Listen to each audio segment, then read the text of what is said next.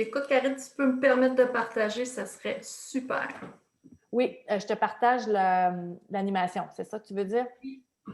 Merci. Parfait. Alors, voilà, je vous laisse entre bonnes mains. Je partage mon lead. Bon après-midi tout le monde. Alors, mon nom est Annick Ranger. Je vous présente ma collègue Geneviève Raymond. Bonjour tout le monde. Karine l'a dit, on est des collaboratrices de business.ca depuis déjà quelques mois. Écoutez, une entreprise vraiment géniale. On est super heureuse d'être avec vous pour la prochaine heure aujourd'hui. Puis merci Karine pour cette belle opportunité-là. C'est vraiment apprécié. C'est une belle journée aujourd'hui. Moi, ce que j'adore des webinaires, c'est qu'on s'entend, hein, il n'y a plus de frontières, la terre est ouverte. Alors, on fait des connaissances de partout dans le monde. Fait que je vais me permettre de vous poser tout de suite 3 questions. On va commencer par la première. Vous pouvez réagir avec les emojis, avec le petit icône réaction au bas ou encore avec le chat. Alors, je veux savoir comment ça va aujourd'hui.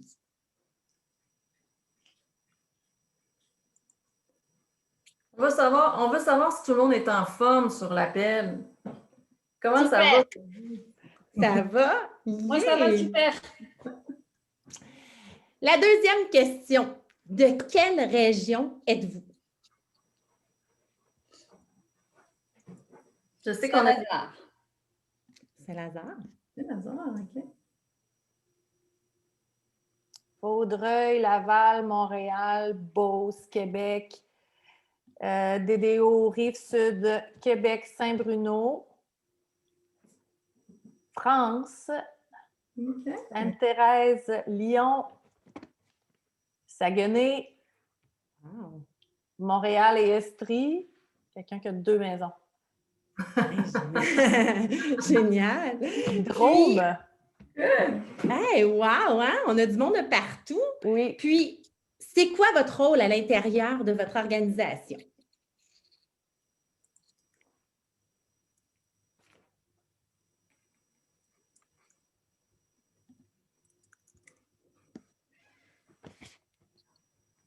Alors, on a des gens... Spécialiste talent et développement, ressources humaines, responsable recrutement, présidente, directeur des ventes, consultante, président, gérant de boutique, CAM, je ne suis pas sûre de savoir c'est quoi, directeur des comptes, coach agile, chargé de relations, étudiants et entreprises, direction des ventes, directeur de magasin. OK. Spécialiste en transition d'entreprise qui ont des gros soucis de climat. Nice! Wow. Bon, écoute, c'est bien, c'est le sujet d'aujourd'hui. Oui, on a une belle brochette de participants. Puis la question, c'est est-ce que vous êtes prêts à vous lancer maintenant? Hey, Jen, moi, je me sentais de même le 31 décembre dernier, devant mon ordi. On était en vidéoconférence pour souhaiter la bonne année à tout le monde. Petit verre de champagne dans les mains. Puis là, bien, j'avais le sentiment le sentiment de soulagement, je dirais. Pourquoi? Parce que traditionnellement, quand on commence une année, bien, on remet le compteur à 0. Là, tout est possible. Aujourd'hui, ça fait 4 mois, 109 jours exactement que ce 31 décembre-là, juste peut-être vous assurer de vous mettre sur silence. Alors que le 31 décembre est passé. C'est le iPhone de Daniel qui fait ça, là. Oui, j'ai un merci. problème, j'essaie de monter 2 sessions, je m'excuse. J'essaie de... On t'entend du haut, Dan. C'est beau. Alors, ça fait exactement 109 jours qu'on a dépassé cette superbe lancement d'année-là. On a apporté avec nous, on a laissé derrière des enjeux de 2020. On en a apporté quelques-uns en 2021. Puis on a aussi des nouveaux enjeux qui se sont ajoutés, comme par exemple la virtualisation du travail. Ben, comme vous savez, en fait, pour ceux qui connaissent se propulser ou ceux et celles qui ne connaissent pas se propulser, notre rôle à nous, c'est vraiment d'être impliqués avec nos clients, tant au niveau du développement de leurs compétences, de leurs équipes. On fait du recrutement aussi. Donc, je ne vous cache pas que une des thématiques qui était très, très en demande l'année dernière, c'était de motiver, mobiliser les troupes. Ça a été aussi la pénurie de main-d'œuvre. Donc, en 2020, on entendait beaucoup parler, écoute Geneviève, notre processus d'embauche, il est mis à défi parce que de la façon que j'embauchais dans le passé, ça fonctionnait. Maintenant, j'ai beaucoup moins de succès. Comment tu peux nous donner un coup de main à mieux cibler peut-être les profils? On ne se cache pas que quand on a vu 2021 arriver, Annick le dit, on avait comme l'impression qu'on aurait un nouveau souffle. Mais 109 jours plus tard, on se rend compte que le même défi est là. Hein? La pénurie de main-d'œuvre, la mobilisation, la motivation, ça reste des préoccupations dans les entreprises. Puis, c'est pas facile d'attirer des nouveaux talents. C'est pas facile de les sécuriser. Puis, il y a même aussi certaines entreprises qui vivent un phénomène nouveau pour eux qui est de la rétention de personnel. Des gens qui ont été là depuis plusieurs années puis qui vont quitter pour des nouveaux défis. Puis, ça vient un peu mettre à défi, si on veut, leur stratégie, leur vision, leur culture d'entreprise. On a entendu un peu les différents rôles que vous occupez, ceux qui sont sur l'appel avec nous aujourd'hui. Donc, c'est sûr qu'en tant qu'entrepreneur puis gestionnaire, on ne se le cache pas, on ne manque pas de défis. En tout cas, s'il y en a sur l'appel qui n'en ont pas, on va vous demander votre recette. Mais je pense que la question qu'il faut se poser, parce qu'évidemment, on a plein de choses sur lesquelles on peut travailler quand on est gestionnaire et on est entrepreneur, c'est sur quoi qu'il faut se concentrer. Parce que c'est facile de perdre le focus puis de travailler sur plein de choses, puis pas nécessairement voir des résultats arriver à court, à moyen ou même à long terme. Donc, la question, c'est sur quoi faut-il, en tant que gestionnaire ou entrepreneur, je dois me concentrer là, cette année en 2021. Fait que je ne sais pas s'il y en a parmi vous qui ont peut-être déjà fait cette réflexion-là puis qui ont amorcé un plan de match. Si quelqu'un aurait envie peut-être de nous dire comment il voit ça.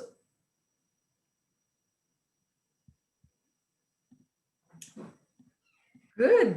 Bien, la bonne nouvelle, c'est que moi et Yannick, on a des solutions pour vous. On va vous en proposer une. Bien, la solution qu'on veut regarder avec vous, c'est de dire, en 2021, effectivement, les choses ont changé. On a vécu un bouleversement. Pourquoi? Parce que tout ce qu'on a connu traditionnellement dans nos rôles a changé. Il y a eu la virtualisation du travail, comme tu as dit un petit peu plus tôt, Annick. Les gens travaillent maintenant de chez eux. On a beaucoup moins de contact humain. Donc, ce qu'on veut jaser avec vous aujourd'hui, c'est comment dans toute cette turbulence-là, on peut donner plus de sens au travail. Parce qu'en tant que leader, cette tâche-là, elle repose souvent sur nos épaules. Hein? C'est sur nous qu'on va compter pour donner une direction. C'est nous qui va devoir partager clairement notre vision. Puis on doit aussi s'assurer de partager la reconnaissance avec les gens qui vivent cette période tumultueuse-là avec nous. Donc, moi, Geneviève, les statistiques, là, ça m'allume. Alors, il y a une étude de Korn Ferry qui a été faite, puis ça dit qu'un professionnel sur 4, il a déclaré être prêt à accepter une réduction salariale pour travailler dans une entreprise ou encore avec un leader dont il croit en la mission et en la valeur. Alors, 2021, ce qui est le plus recherché, c'est l'empathie, c'est la compassion, puis c'est l'agilité. Je ne sais pas pour vous, mais souvent, quand on fait des rencontres individuelles avec les entreprises, pour eux, ces mots-là sont mystérieux. Ils me disent, moi, Geneviève, comment je peux instaurer ça, de l'empathie, de la compassion, de l'agilité? Comment je m'y prends là, pour que je puisse justement instaurer ça à l'intérieur de mon entreprise? C'est pas toujours simple, parce que dans le fond, ce qu'on demande maintenant aux entreprises, c'est de voir au-delà du chèque de paye, hein, parce que ce que les experts en RH nous disent, c'est que maintenant, en 2021, tout ce qui est des récompenses non monétaires, hein, la reconnaissance, l'empathie, la compassion, d'avoir un style de management individualisé, pardon, c'est ce qui est important pour conserver la mobilisation et la motivation des employés. Donc là, nous, ce qu'on essaie de partager avec vous aujourd'hui, c'est de vous dire, mobiliser puis motiver les employés, on fait ça comment? Hein, parce qu'on sait que c'est pas tout le monde qui est motivé de la même façon. Donc, en tant qu'entreprise, est-ce que c'est du temps libre que je dois donner? Est-ce que c'est un nouveau rôle? Un nouveau projet? Plus de transparence de la part de l'organisation? Pas toujours facile de savoir qu'est-ce que je dois mettre en place pour mobiliser puis motiver tout le monde. On a tous eu dans nos vies des managers qui nous ont marqués. Certains nous ont marqués négativement. Hein? On a l'impression qu'on n'était pas vus, qu'on n'était pas visible ou entendu. C'est ceux qui nous ont des fois un peu déçus dans notre carrière, mais moi, aujourd'hui, je veux vous parler de ceux qui nous ont marqués positivement. Parce que moi, je peux vous dire, j'ai été chanceuse, j'ai rencontré mon mentor, une des personnes qui a influencé mon parcours professionnel assez jeune. En fait, ça a été mon premier employeur, je vais le nommer, Michel Auger, qui a complètement changé mon parcours. Pourquoi? C'était la première personne dans ma vie professionnelle où je me suis sentie vue, compris, puis aussi que j'ai senti qu'il prenait en charge le développement de mes compétences. Et ça, pour moi, ça a fait la différence parce que je suis devenue par la suite une personne qui a développé des compétences, je pense que j'ignorais que j'avais moi-même. Et ce qu'on veut jaser avec vous aujourd'hui, c'est un peu de ça. C'est comment vous pouvez être cette personne-là pour quelqu'un dans votre entourage. Puis, si on vous posait la question, dans votre histoire à vous, là, le dirigeant coup de cœur que vous avez eu, pour qui vous avez travaillé, c'est quoi vous nous diriez? Qu'est-ce qui a marqué de lui chez vous? Hein, ça a été quoi? C'est cet gros élément, le facteur wow qui vous a donné. Vous pouvez nous le partager dans le chat. Le support, l'aide, absolument. Transfert de connaissances, confiance, flexibilité, ouais. Génial. Geneviève, tu l'as dit, hein, c'est vraiment ça qu'on va discuter avec vous aujourd'hui. On va parler de l'arme secrète. C'est quoi notre style de management? C'est quoi le style d'interaction qu'on doit avoir avec les membres de notre équipe? C'est quoi la façon qu'on devrait communiquer nos attentes, nos priorités, nos défis, puis que le message soit bien entendu par tout le monde? Tu l'as dit tantôt, qu'est-ce qu'on doit faire pour être le leader qui va marquer la vie de quelqu'un? Puis bien évidemment, on va parler de notre style de leadership, de notre style de management, parce que la question qu'il faut qu'on se pose, je pense, ensemble aujourd'hui, collectivement, c'est le style que j'adopte. Est-ce qu'il convient à tous mes employés? C'est de ça qu'on veut discuter avec vous. Puis on s'entend, on parle de style de management, mais ceux qui n'ont pas d'équipe, mais qui ont à côtoyer des collègues, qui ont à côtoyer des gens, ça peut être un style d'interaction. On peut le mettre vraiment pour les deux. Alors, écoutez, moi, j'ai découvert, en tout cas, je suis beaucoup plus active sur LinkedIn depuis les dernières semaines. Puis, on a fait un sondage. Puis, on veut le refaire avec vous aujourd'hui. Dans notre sondage, bien, au fait, on va vous donner maintenant 4 descriptifs des 4 styles de management. Puis, vous avez vu, un petit icône qui est associé à chaque type. Alors, à la toute fin de notre descriptif, bien, on va vous demander de sélectionner l'icône appropriée. Alors, on a le pouce vers le haut, on a les applaudissements, on a le cœur et les confitis. La question qu'on vous pose juste avant de vous donner le descriptif, c'est bien, ça a été quoi mon style de gestion, moi, durant cette pandémie? Alors, on parle ici de celui qu'on a adapté pour cette période de changement, là, cette période de vague totalement différente. Fait que vous êtes prêts? On commence tout de suite par le premier. Le premier, c'est le manager directif. C'est celui qui va focaliser sur le résultat et non pas sur le processus. Peu importe le chemin qu'on va prendre, on va y arriver. Alors ici, on se met dans l'action, mais on va mettre nos employés aussi dans l'action. On est le maître de cérémonie, on est celui qui va diriger. On est celui qui rebondit pour faire face aux situations. On n'a pas besoin d'attendre de plan, d'échéancier. Non, non, non, non, non. On se met dans l'action, puis tout de suite. Tout ça dans le but d'être numéro 1. Puis quand on fait des changements, là, bien, on s'attend que notre équipe réagit sur le champ. On passe à l'action, puis on veut voir des résultats immédiats.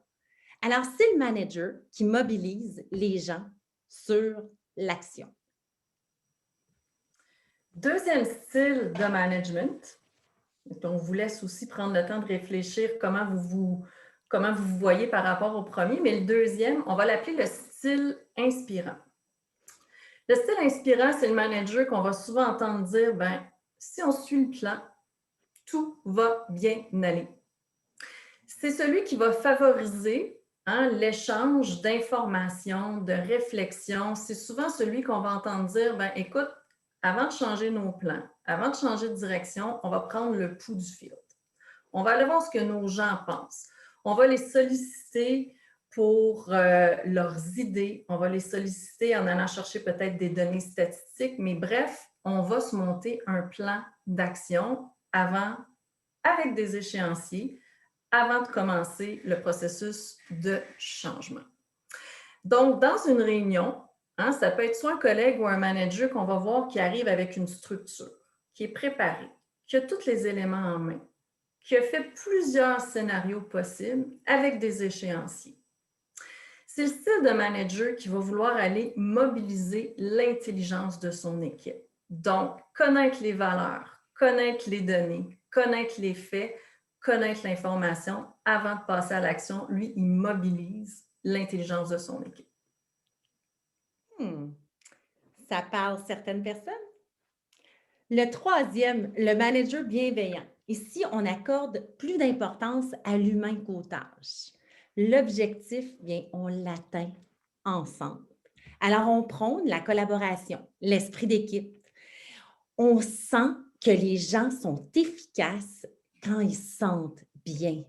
On invite les employés ou encore les collaborateurs à collaborer dans un grand esprit d'équipe. Dans une réunion, bien, si jamais un de nos employés a fait une erreur, bien, on va prendre le blâme sur nous. On le prend pour l'équipe.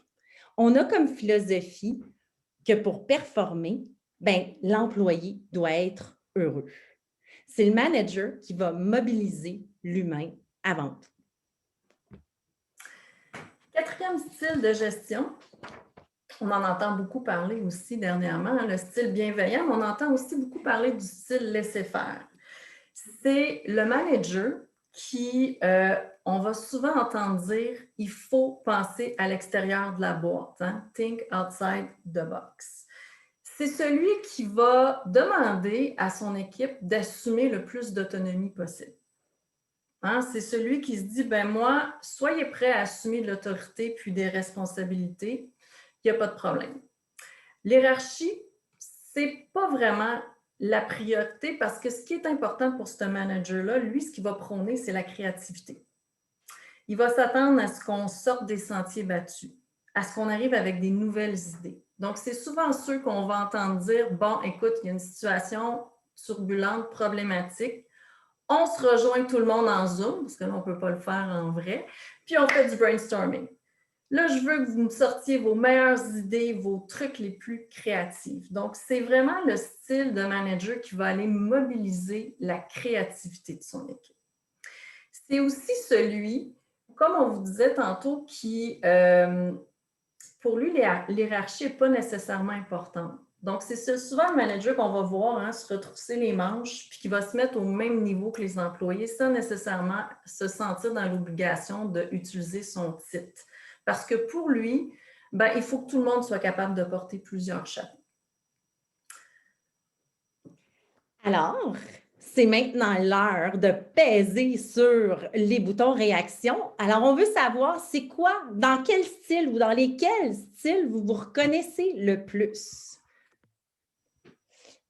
Alors, vous pouvez utiliser les réactions juste au bas. Parfois, est-ce qu'on peut se voir d'une façon, mais que les gens avec qui on travaille ne nous voient pas de la même façon? C'est possible, puis on va justement adresser ce sujet-là parce qu'on va vous parler tantôt de vos équipes, puis comment ils peuvent percevoir votre style de gestion. Oui, c'est une excellente question. Puis, on voit qu'on a vraiment différents managers. Hein? Puis, on peut être à l'aise avec plus qu'un style de gestion aussi. Hein? Oui, absolument. Puis, maintenant, je pense que ce qu'on aimerait que vous réfléchissiez, c'est dans des moments de turbulence. Hein, on va se le dire, là, la dernière année a été pas mal turbulente pour tout le monde. Mais c'est quoi le style que je m'appuie dessus? C'est lequel que j'utilise pour pouvoir donner des directives à mon équipe? Est-ce que je vais mobiliser les gens sur l'action? Est-ce que je vais mobiliser les gens sur l'intelligence de mon équipe? Est-ce que je vais mobiliser leur cœur ou encore leur créativité?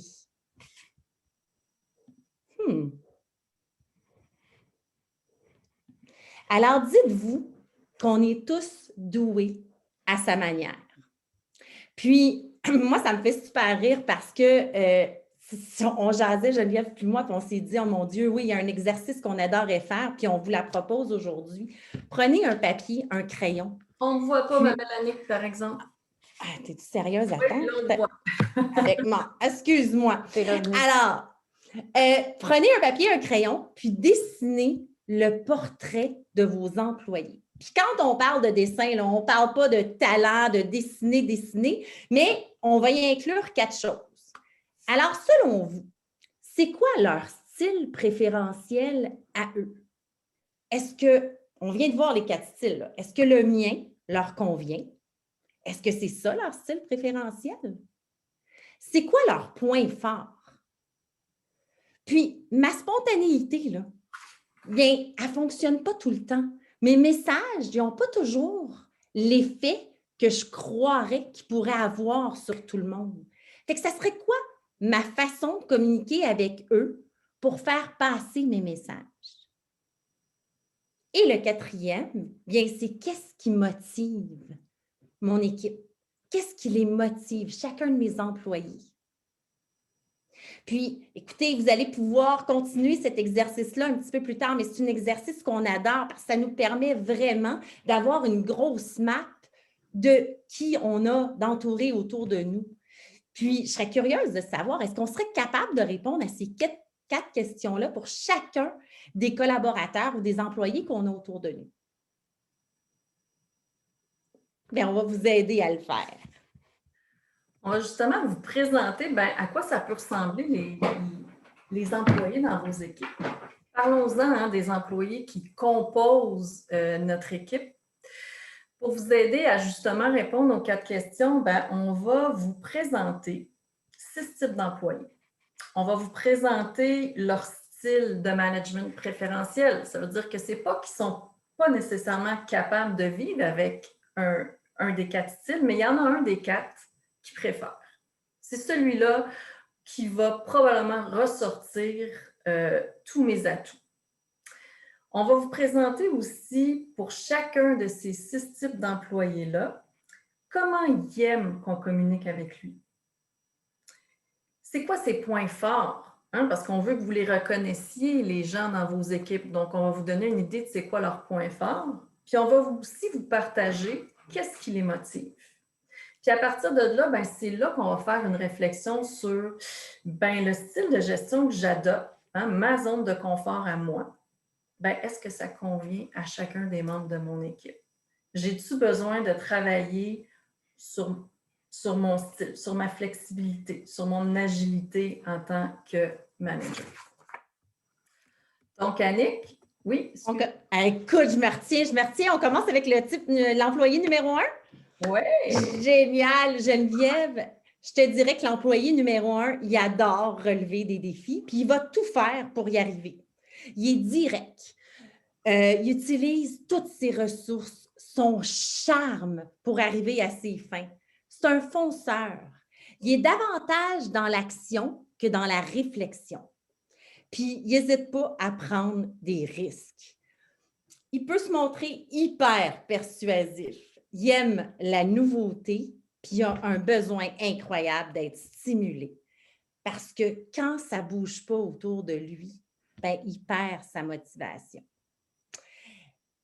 Si on lui donne un projet, oulala, attache ta tuque parce que c'est garanti qu'il va tout faire pour réussir si le défi est ambitieux. Alors, c'est ici qu'on a découvert le fameux « What's in it for me ». Pourquoi? Parce que c'est quoi l'avantage que j'ai à faire ce que tu me demandes de faire? On a besoin d'être mobilisé dans l'action. Hein? On doit absolument les mettre dans l'action parce qu'on l'a dit tantôt, s'il n'y a pas d'action, bien, ils perdent leur motivation totalement. Alors, ils ont ce besoin d'excitation-là. C'est vraiment ce qui va les motiver. Pour maximiser leur potentiel, là, bien, soyez clairs, directs, utilisez quelques mots pour leur donner leur objectif. Puis, savez-vous quoi? Laissez-leur la liberté de prendre action. Puis l'autre petit truc que je pourrais vous donner, là, allez-y avec des récompenses immédiates parce que ça, c'est excitant. Puis quand c'est excitant, bien, ça bouge. Puis acceptez surtout leur côté fonceur. Ça peut des fois les mener dans un mur, mais dites-vous que l'employé numéro 1, il apprend de ses expériences. Pour lui, l'échec, là, ça n'existe pas. C'est soit des apprentissages ou soit des opportunités. Puis ce qu'on doit éviter avec lui, bien, c'est les procédures lourdes, les meetings trop longs, le reporting détaillé. Là, vous allez me dire, oui, mais Annick, on est en entreprise, là. Des réunions longues, il y en a. Du reporting, des documents à remettre, il y en a. Oui, je vous dirais ça fait partie de la vie. Mais ce qu'il faut faire pour aller chercher sa motivation, c'est qu'ils comprennent et qu'ils connaissent c'est quoi l'avantage pour lui de le faire. Puis, une fois qu'il y a ça, aïe, aïe, aïe, ça va bien aller. Alors, si je vous disais que l'employé numéro 1, il représente 5 de la population. Est-ce qu'il y en a qui se sont reconnus un tout petit peu dans l'employé numéro 1? Je serais curieuse. Ah, j'ai oui. On en a quelques-uns. Laissez-nous présenter l'employé numéro 2. On est dans un autre registre complètement, hein, parce que l'employé numéro 1, on a vu que c'est un employé avec un dynamisme, taux d'énergie, mais on a aussi des employés qui sont des personnes clés dans notre entreprise parce que, ben, ils sont imaginatifs, ils sont calmes puis ils sont réfléchis. C'est souvent des gens qu'on peut les reconnaître justement parce qu'ils sont d'une humeur égale. C'est souvent ceux dans des équipes qui vont être des bons médiateurs parce qu'ils sont capables de prendre la situation très calmement, d'écouter les deux côtés, d'analyser, de réfléchir, puis de visualiser une solution. L'employé numéro 2, il a aussi besoin d'être mobilisé dans l'action, mais pas pour les mêmes raisons que l'employé numéro 1. C'est que l'employé numéro 2, ben, étant quelqu'un qui réfléchit beaucoup, qui visualise beaucoup, ben, il va avoir besoin soit d'un collègue ou d'un manager qui le met en action, qui lui dit, bon, ben parfait, maintenant qu'on a une solution, fais-le. Pour bien fonctionner, l'employé numéro 2 a besoin de calme et de solitude. Et ça, en entreprise, surtout dans les nouvelles tendances de bureau où on est dans des open space, des open concepts, c'est pas toujours facile à faire. Comment on peut les repérer, cet employé-là? Bien, c'est souvent celui qu'on va voir aller prendre, se balader sur l'heure du dîner toute seule, aller prendre son lunch seul sur un banc de parc, Ou même s'il y a la possibilité d'aller dans la salle de conférence parce qu'il n'y a personne, puis la lumière n'est pas allumée. Là, on va se dire, lui, il n'aime pas ça être en groupe. Mais en fait, c'est que cet employé-là, il a besoin d'être au calme pour que vous puissiez bénéficier pleinement de ses qualités d'imagination et de réflexion. Donc, pour le motiver, il faut lui donner des consignes claires et précises. Pourquoi? Parce que malheureusement, cet employé-là, si on ne lui donne pas des consignes qui sont claires, brèves et précises, il risque de commencer plein de projets puis pas les terminer. Donc, moi, je vous dirais que j'ai eu l'opportunité de gérer un employé comme l'employé numéro 2, puis ce qui a hyper bien fonctionné pour moi, c'est d'avoir un plan d'action à la journée. Et je vous dirais que pour moi, j'avais l'impression que je faisais du micromanagement parce que personnellement, je n'aurais pas aimé que mon patron me gère de cette façon-là. Mais pour lui, c'était hyper efficace. Lui, des plans d'action sur une courte période de temps, ça m'a fait augmenter sa motivation, sa mobilisation, mais aussi il a vu ses performances augmenter. C'est quelqu'un qu'il faut aussi accepter qu'il va avoir besoin d'être en retrait. Donc, c'est sûr que, exemple, en formation, si on met le spotlight, si on met la lumière sur cette personne-là en premier, on risque qu'il ne se passe rien. Pourquoi? Parce qu'eux, avant de vous donner une réponse, ils ont besoin d'y réfléchir.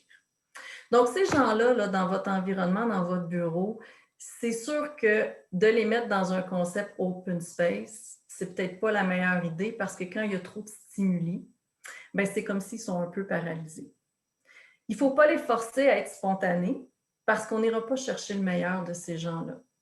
Le conseil qu'on peut vous donner si jamais vous avez un employé qui a ce profil-là, c'est plutôt de lui dire, réfléchis-y, puis fais-le. Ça représente, excusez-moi, j'ai oublié de donner des petites statistiques, ça représente 10% des employés sur le marché du travail. Notre employé numéro 3. Alors, lui, il accorde beaucoup d'importance à son travail. C'est un cartésien. Il est doté d'un esprit d'analyse qui va le faire briller dans son domaine. Il est responsable, organisé, logique. Il doit avoir tous les détails dans ses mains pour pouvoir débuter son projet ou encore atteindre son objectif. Parce que l'atteinte de son objectif, dans les délais, c'est vraiment son objectif de vie numéro 1. Moi, j'aime beaucoup donner l'exemple d'un représentant dans ce cas-ci. Notre représentant, c'est celui qui ne se lancera pas, qui n'offrira pas le produit au client tant et aussi longtemps qu'il ne l'aura pas maîtrisé à 100%. On se demande souvent dans nos équipes, mais pourtant, on a eu toute la formation, puis il ne se lance pas, là. Mais c'est parce qu'il ne le maîtrise pas. Pourquoi? Parce qu'à ses yeux, c'est hyper important que le client le reconnaisse pour ses compétences. Il y a besoin, alors c'est un style qu'on mobilise pour son intelligence, et je viens de le dire, pour ses compétences. Pour l'aider à se motiver à l'intérieur de l'équipe, il y a besoin d'être reconnu pour la qualité de son travail, puis aussi la structuration de son temps. Alors, si vous lui lancez une fois de temps en temps cette idée-là est super intéressante, ou encore, wow, tu as vraiment fait du bon travail, vous allez le réénergiser incroyablement. Puis, vous pouvez aussi y offrir ou y donner des problèmes qui sont difficiles à résoudre. Hein? Il adore ça. Puis, je vous dirais, faites attention. Évitez l'improvisation, puis les imprévus. J'ai de la misère avec ma caméra, moi. Et voilà, je m'excuse, j'ai la petite porte qui glisse. Alors, c'est ça. Faites attention aux imprévus, puis à la gestion de temps. Puis c'est vraiment drôle parce que dans une réunion d'équipe, alors, c'est les gens qui vont vraiment regarder si on commence puis on termine à l'heure. Puis ils vont s'assurer que tous les points de l'agenda sont suivis. Puis si jamais ils ne le sont pas, puis ils sentent que c'est improvisé, vous allez avoir un désengagement total. Alors, c'est important pour eux de respecter vraiment l'agenda et le temps. Ça représente... C'est aussi 25 excuse-moi. Annick, je ne sais pas si tu me permets de l'ajouter, mais tu sais, nous, en entreprise, souvent, on transmet à nos employés, par le passé, dans mon jeune temps de carrière, des objectifs SMART. Spécifiques, mesurables, atteignables, réalistes, déterminés dans le temps, tout ça. Mais ça leur parle à l'employé numéro 3. Ça, c'est pour eux, sans des objectifs de cette nature-là, ils fonctionnent moins bien. Puis on sait que les objectifs SMART, ben, ça ne fonctionne pas avec tout le monde, mais avec l'employé numéro 3, c'est un gros motivateur. Absolument. Puis il représente 25 de la population.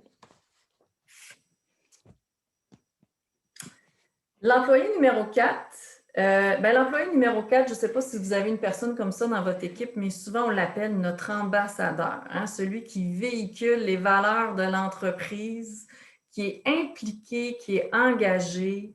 En fait, les 3 points forts de l'employé numéro 4, c'est d'être consciencieux, engagé, puis c'est des gens qui sont très, très observateurs. C'est des gens aussi qui vont très facilement émettre leur point de vue, leurs opinions, même si on ne leur a pas demandé. C'est plus fort qu'eux. Ils ont une très bonne capacité de convaincre et de débattre des idées. Le style de gestion dans lequel ils sont le plus performants, c'est le style de gestion inspirant. Pourquoi? Parce qu'eux, ils veulent être mobilisés. Ils veulent que le manager leur demande leurs idées, leurs points de vue, comment ils voient les choses. Ils veulent se sentir engagés dans leur travail. Donc, c'est sûr que c'est le type d'employé, pour le motiver, il faut lui donner des mandats. Il faut lui donner des missions. Puis, il va les mener jusqu'au bout parce que c'est ce qui le motive. C'est des gens qui sont très exigeants envers eux, des fois aussi envers les autres. Ce qu'ils ont le plus de besoin pour être mobilisés et motivés, ils ont besoin qu'on reconnaisse leur engagement et leur implication. Ça, pour eux, c'est source de motivation. C'est aussi de connaître vos valeurs en tant qu'organisation. Je suis certaine que ça vous est déjà arrivé pendant des entretiens d'embauche qu'un candidat vous demande c'est quoi les valeurs de votre entreprise. Parce que moi, ça va avoir un gros poids dans la décision que je vais prendre. Probablement que vous aviez l'employé numéro 4 devant vous parce que lui, les valeurs, s'ils ne correspondent pas nécessairement aux siennes, c'est possible qu'ils ne soient pas attirés par votre organisation. Pour éviter que l'employé aille moins bien, il faut en fait s'assurer qu'on lui témoigne des marques de confiance. Il faut lui dire qu'on se fie à son jugement. Puis il faut aussi lui permettre d'échanger sur ses convictions et sur ses valeurs. Parce que s'il n'y a pas de porte dans votre entreprise pour que cette personne-là puisse partager ça, vous allez voir que son désengagement peut arriver assez rapidement. Notre employé numéro 5. Il représentait combien de pourcentage, Jen? Il représente 10%. Ah oui! Hey, moi, puis les chiffres. Une petite question. Ici, on parle c'est Nathalie-Anne dans le chat qui nous demande qu'en est-il de l'agilité? Je ne sais pas si vous voulez répondre peut-être plus à la fin. Puis en même temps, je me permets de savoir votre ligne de temps. Il nous reste 15 minutes. Si on veut avoir 5 minutes au moins de questions. Ça va être parfait. 2 types à présenter, puis après ça, on peut passer. OK. Fait qu'on va parler de l'agilité par la suite. Oui, absolument. OK. Employé numéro 5. Alors, c'est un grand créatif. Il aime la nouveauté, l'innovation. Il est plein d'idées. Il est dynamique, spontané. Il a un petit côté drôle. Il a besoin d'être stimulé.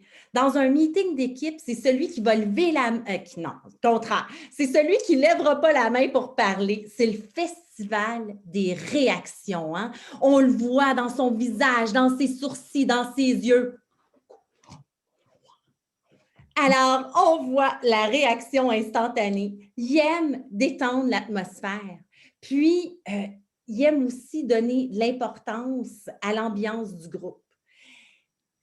il s'intègre super bien à l'intérieur d'une nouvelle équipe. Puis, ça peut arriver que sa spontanéité, des fois, elle manque de nuances, hein? Parce qu'avec lui, c'est blanc ou c'est noir. J'adore ou je déteste.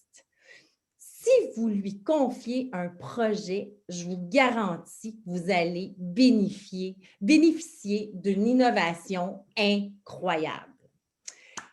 On doit le mobiliser pour sa créativité. Alors, il a besoin d'un style de gestion laissez-faire.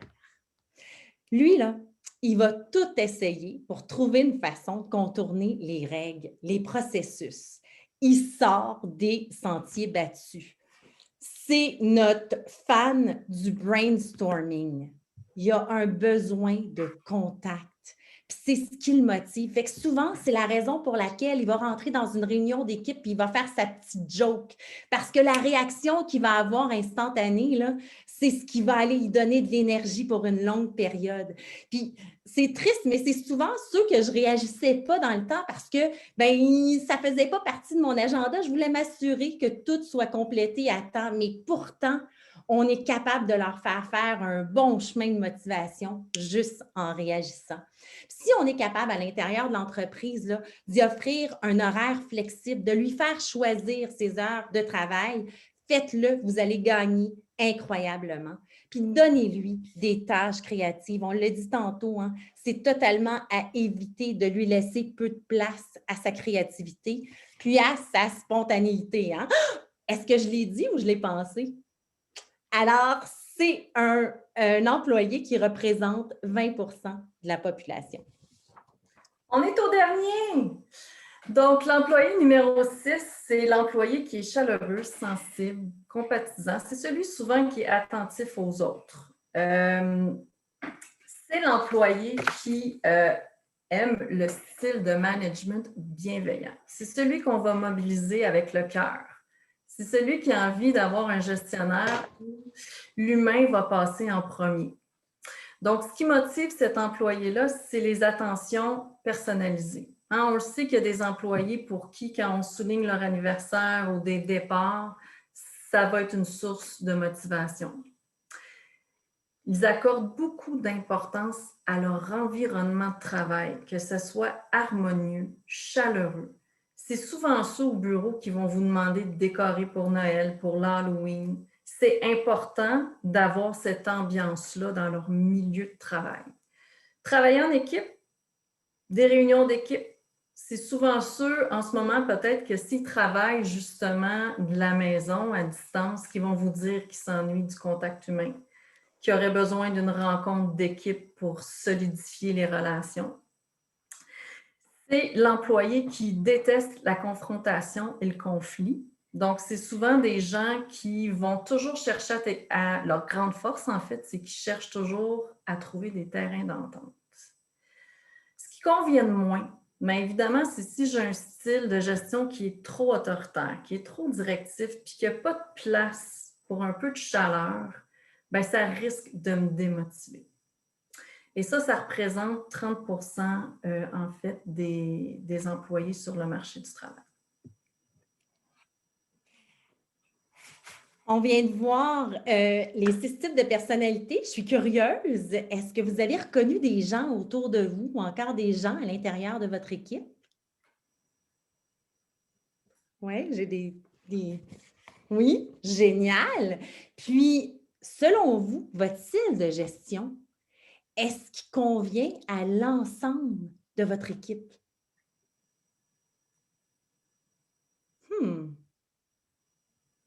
On doit s'ajuster, hein, la diversité. Oui.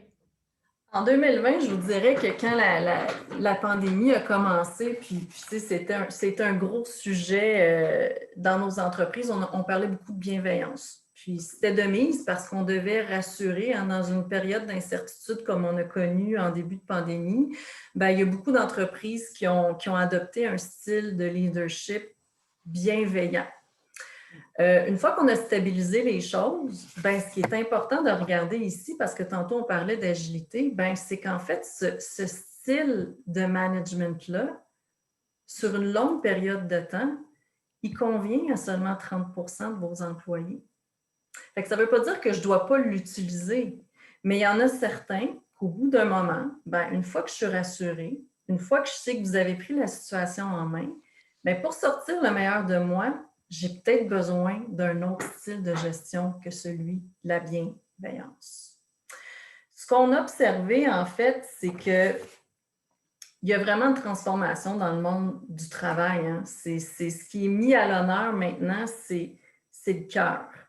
Mais ce qui est important de comprendre, c'est que le cœur, c'est pas juste la bienveillance. Quand je dis que je vais aller toucher au cœur de mes employés puis d'être plus agile en tant que gestionnaire, bien, je dois être capable de comprendre c'est quoi qui le motive, puis c'est quoi qui le mobilise. Parce que ce qui fait pour un ne fait pas nécessairement pour l'autre. Il faut garder en tête que nos équipes, c'est comme si c'est notre écosystème qu'on a créé autour de nous. Puis s'il y a des gens qui ne vont pas bien, bien, ça influence tout le monde. Fait que nos soft skills, là, nos habiletés en tant que gestionnaire à s'adapter, à être plus agile, plus flexible dans notre style de management, bien, ça va avoir de l'importance. Donc, il est important de savoir qu'est-ce qui fait la différence. Tu sais, pour certains, on l'a vu, c'est d'avoir une équipe qui est harmonieuse, qui est chaleureuse. Pour d'autres, c'est de se faire confier des missions. Pour certains, ben, ils veulent avoir une place où ils peuvent exploiter leur créativité, leur imagination. Puis il y en a d'autres, ben, ça leur prend des challenges parce que eux, ce qui les motive, c'est de se dépasser jour après jour. Oui. Puis c'est là qu'on arrive, c'est là que notre rôle est important, hein? Parce qu'avec tous les changements qu'on a aujourd'hui puis qu'on vit à l'intérieur des entreprises, bien, c'est important de bien communiquer puis de garder nos employés motivés pour pouvoir traverser cette vague-là avec eux. Cette vague qui va au-delà de l'organisation du travail. Ça demande maintenant du savoir-être. Puis le leadership, bien, c'est orienté sur une démarche personnelle. Inconsciemment ou consciemment, aujourd'hui, ce que vous avez fait en prenant du temps avec nous, bien, c'est ça, c'est un début. Alors, on vous a donné le premier outil, celui de prendre conscience que mon style de gestion, bien, ce n'est pas nécessairement votre style de gestion préférentiel à vous. On n'est pas motivé par les mêmes choses. Alors, on vous invite à prendre le papier, le crayon, puis à faire le portrait de chacun de vos employés ou encore de chacun des personnalités que vous avez autour de vous pour pouvoir aller chercher le meilleur. Mon style de gestion, comment je dois l'adapter avec lui?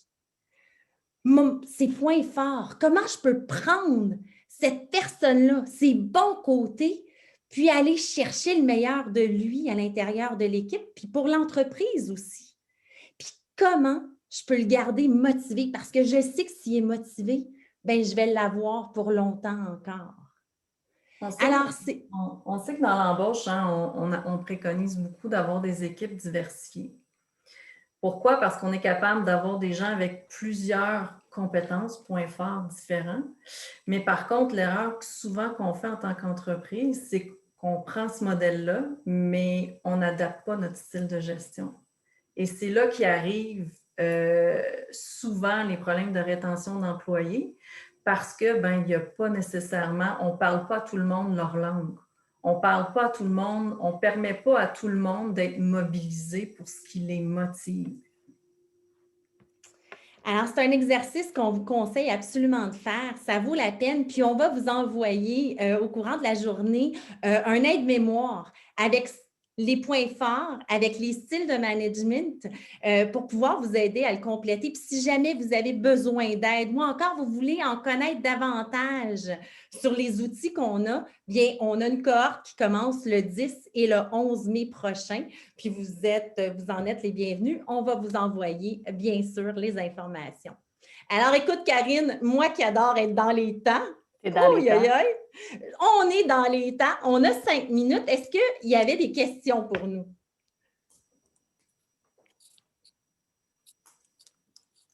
Est-ce qu'il y en a qui sont convaincus, curieux? Est-ce que le sujet qu'on vous a échangé aujourd'hui, ça vous parle? Ah, il y en a qui écrivent. Je vois pas. Alors, Patrick a adoré. Non, Erika a adoré. Patrick, 100%. Et Nathalie-Anne nous demande quel est le style le plus agile? Ben, en fait, pour répondre à cette question-là, c'est que nous, en formation, ce qu'on travaille avec justement les gestionnaires, les entrepreneurs, c'est d'être à l'aise avec les 4 styles de gestion. Pourquoi? Ben, parce que je veux être capable de m'adapter à l'employé qui est devant moi. Donc, l'agilité, c'est de dire, ben, naturellement, moi, je peux vous dire que naturellement, le style inspirant puis bienveillant, c'est celui que je maîtrise super bien. Mais le style directif puis laisser-faire, ben, j'ai à travailler pour être habile, agile avec ce style de gestion-là parce que ce n'est pas nécessairement ma zone de confort. Donc, nous, en formation, c'est là-dessus qu'on travaille. Hein. Comment on peut développer cette capacité-là à adapter notre style de gestion en sachant ben, que ça ne convient pas à tout le monde puis que peut-être j'ai un petit peu de développement à faire de mon côté pour bien le maîtriser. Là. Puis c'est chouette, si on l'a vu, le style directif, ben c'est 5 ben c'est 15 c'est 15 Puis il y a des gens qui ne travaillent juste avec ça. Fait que c'est vraiment d'aller outiller les gens à pouvoir sortir de notre zone de confort parce que c'est ce qu'il y en est, hein, c'est notre zone de confort à nous.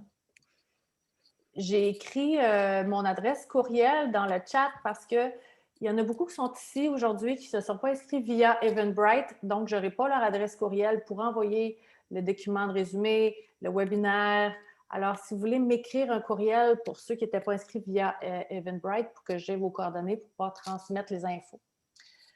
On a une autre question de Marie-Ève. Quel est le style de gestion pour un groupe d'employés qui sont très émotifs? Ça existe-tu, ça? Ça existe. Groupe émotif? Hey, Oui. tout le monde est émotif de ce temps-là, je vais vous dire une affaire. Ben, en fait, puis j'aime ta réponse, Karine, parce qu'effectivement, on est tous dans l'émotion. Tu sais, une émotion, la colère est une émotion, la tristesse est une émotion. Donc, c'est sûr que moi, je vous dirais la façon qu'on fonctionne, c'est vraiment regarder les points forts des gens quand ils vont bien. Puis souvent, ça va vous donner une idée de qu'est-ce que je dois utiliser comme style de management. Est-ce que c'est quelqu'un que je dois mobiliser avec le rationnel? Hein? Parce que, tu sais, moi, je peux vous dire que la meilleure façon de m'avoir... Moi, je suis quelqu'un qui est beaucoup dans les portes de la pensée. Hein? Fait que moi, il faut me donner des statistiques, des faits, puis un plan structuré, puis je fonctionne super bien. Il y en a d'autres que ça va leur prendre des attentions personnalisées. Mais je peux vous dire que tous les employés, hein, que ce soit l'employé de 1 à 6, s'ils ne sont pas heureux dans leur environnement de travail, ils sont émotifs. Ils les expriment différemment, mais ils sont émotifs. Tu peux peut-être arrêter ton partage, Geneviève, pour ceux qui peuvent rester encore un petit 2-3 minutes. Je pense qu'on a encore des gens intéressés et ont plein de questions. Alors, pour ceux qui doivent quitter parce qu'il est 13 heures, on vous remercie beaucoup d'avoir été présents. Oui, merci infiniment. Salut, on est sûr qu'on va se revoir. revoir. M. Savard, à bientôt. Merci, c'était extrêmement intéressant. On se reparle, Annick. À bientôt. Merci.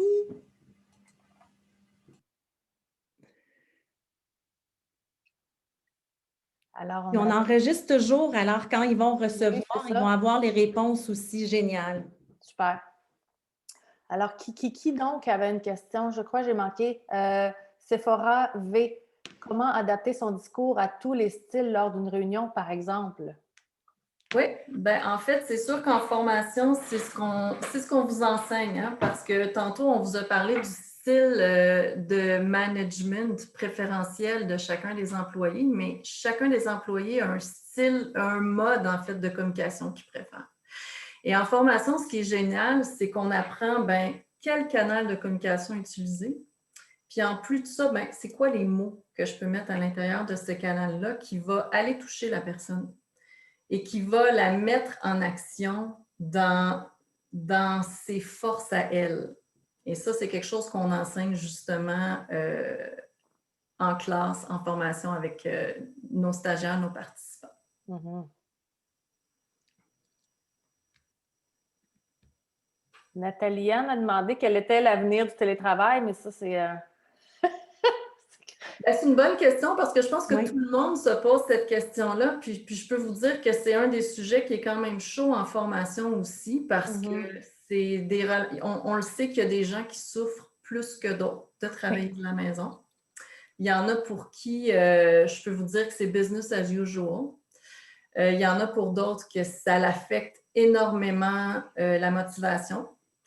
Il y en a pour qui ça fait grimper l'anxiété aussi. Donc, l'avenir du télétravail, je pense que c'est d'avoir des managers qui vont être capables justement de détecter quand un employé ne va pas bien, puis d'offrir à l'employé ce qu'il a de besoin, même si c'est virtuellement. Parce qu'on sait qu'un employé qui a besoin d'être créatif, je peux lui permettre de l'être, même si on est en télétravail. Il va falloir que j'amène des solutions à ça. L'employé qui va avoir besoin de contact, qui va avoir besoin de rencontres d'équipe. Moi, j'ai vu plusieurs entreprises faire des parties de Noël avec 200 employés. Cheryl, je sais que tu es sur l'appel, mais je pense que vous avez regroupé 200 employés en Zoom, puis ils ont eu beaucoup de plaisir. Donc, on peut être créatif en tant que gestionnaire à justement gérer cette nouvelle réalité-là.